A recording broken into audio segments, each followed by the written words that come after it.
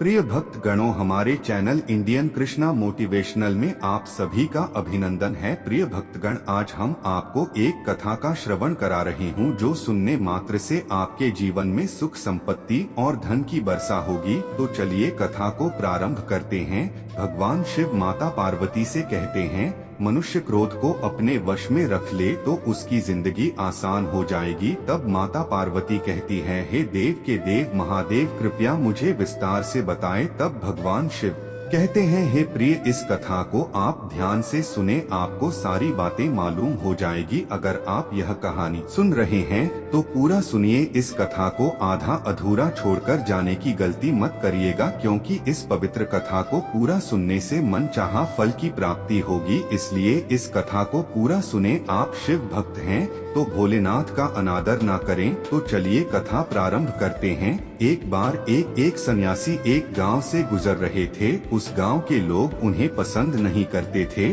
उन लोगों ने सन्यासी को घेर लिया और उन्हें बुरा भला कहने लगे। गांव वालों का सरदार सबसे ज्यादा नाराज था। वह तो सन्यासी को गालियां ही देने लगा, पर सन्यासी इस सबसे बेपरवाह मंद मुस्कुराते रहे। सरदार काफी देर तक सन्यासी को गालियां देता रहा, लेकिन कुछ ही देर में उसका मुंह सूखने लगा, जिससे वह चुप हो गया।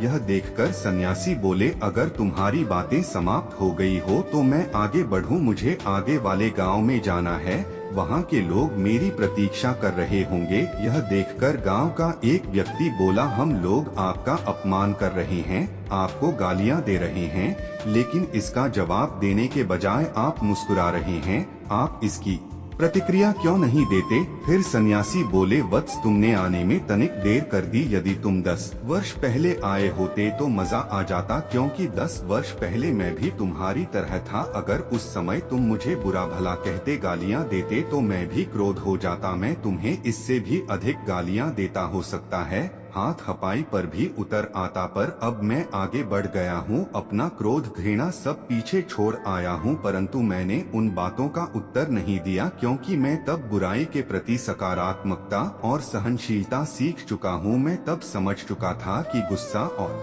नाराजगी की कोई महत्व नहीं होती। इसलिए मैं तुम्हारे नकारात्मक शब्दों को अपने मन और दिल में बैठाने के बजाय, तुम्हारे साथ वाद विवाद करने की बजाय, समय बिताने के बजाय अब आगे बढ़ रहा हूँ। हमें दूसरों के नकारात्मक शब्दों का जवाब देने की बजाय सकारात्मकता और सहनशीलता दिखानी आती है। हमें अपने व्यवहार में विचारशील, शांति और तार्किकता बनाए रखनी आती है। गुस्सा और नाराजगी से हमारी समस्याओं का हल नहीं होगा, बल्कि समझदारी और सहयोग के माध्यम से हम बेहतर निर्णय ले सकते हैं। हमें अपने मन को शांत और स्थिर रखने की कला सीखनी चाहिए, ताकि हम प्रतिक्रिया में के मोहताज ना रहे और सच्ची खुशियों को प्राप्त कर सक। अब मैं उस जगह पर पहुंच गया हूं जहां तुम्हारी गालियां पहुंचने में असमर्थ हैं। तुमने मुझे गालियां दी, यह तुम्हारी सोच है, लेकिन तुम्हारी यह सोच मुझ तक पहुंच ही नहीं रही। मैं इससे क्रोधित तभी होऊंगा जब मैं इसमें भागीदार हो जाऊंगा, जब मैं इन्हें स्वीकार कर लूंगा। लेकिन मैं तो तुम्हारी इस क्रिया से निरपेक्ष हूँ, इससे बहुत दूर हूँ, इसलिए मैं अब शांत हूँ। यह सुनकर सरदार बोला, अरे ऐसे कैसे? मैंने तो तुम्हें गालियां दी हैं और वह पूरे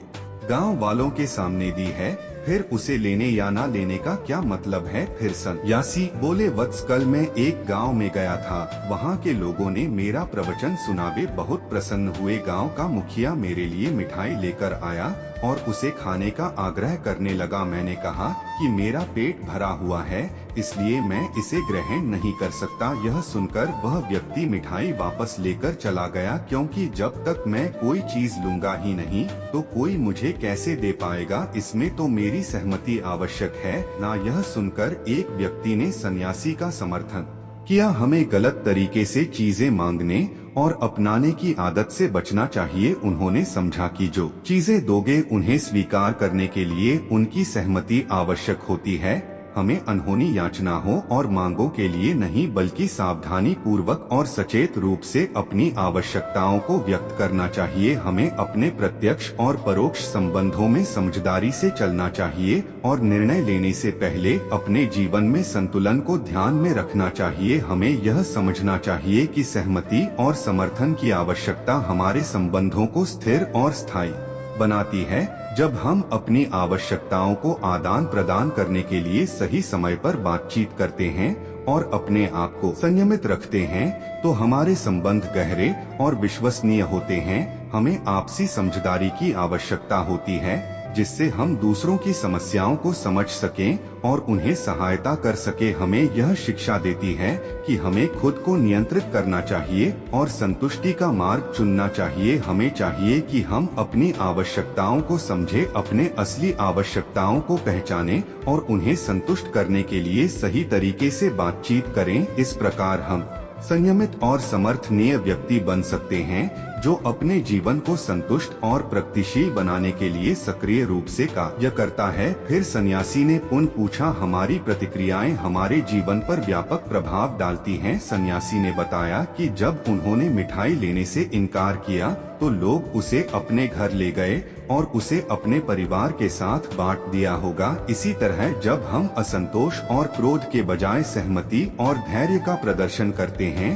तो हम अपने संबंधों को मजबूत और स्थायी बनाते हैं। सन्यासी ने स्पष्ट किया कि उन्होंने गालियां ग्रहण नहीं की हैं, इसलिए उन्हें क्रोध भी नहीं आया है। हमें अपने प्रतिक्रियाओं को समझने और नियंत्रित करने की आवश्यकता होती है। जब हम अपने मन को स्थिर रखते हैं और अपने भावनात्मक प्रतिक्रियाओं पर नियंत्रण रखते हैं तब हम अपनी स्थिति पर विजय प्राप्त करते हैं। हमें व्यक्तिगत संयम और आत्मनियंत्रण की महत्वपूर्ण को समझना चाहिए। अपनी प्रतिक्रियाओं को विचार पूर्वक चुनना और स्वयं को उन प्रतिक्रियाओं से दूर रखना हमें संतुष्टि और सफलता की ओर ले जाएगा। सन्यासी के उदाहरण को अपनाकर हम समझ सकते हैं कि विवादास्पद स्थितियों में भी हमें शांति और समझदारी के साथ प्रतिक्रिया करनी चाहिए और क्रोध के प्रकट से बचना चाहिए। यही हमें स्थिति, गति और संबंधों में मजबूती प्रदान करेगा। सन्यासी की बातों पर सरदार ने कोई प्रतिक्रिया नहीं दी, शायद वह कुछ सोच रहा था। सन्यासी बोले, मैं अपनी आंखों से देख रहा हूँ कि गाली एक कांटा है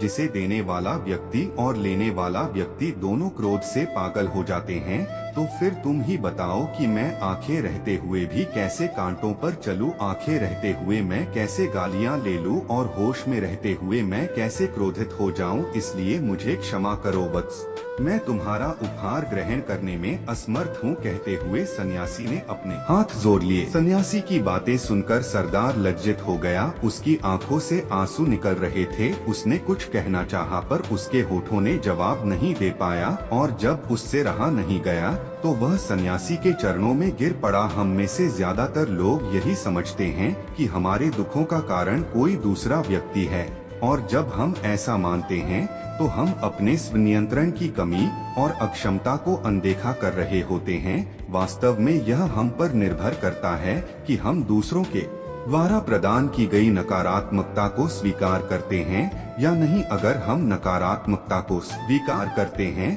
तो हम अपने पैरों पर कुल्हाड़ी मारते हैं और जब हम उसे अस्वीकार कर देते हैं तो घृणा, क्रोध, हिंसा हर चीज से मुक्त हो जाते हैं।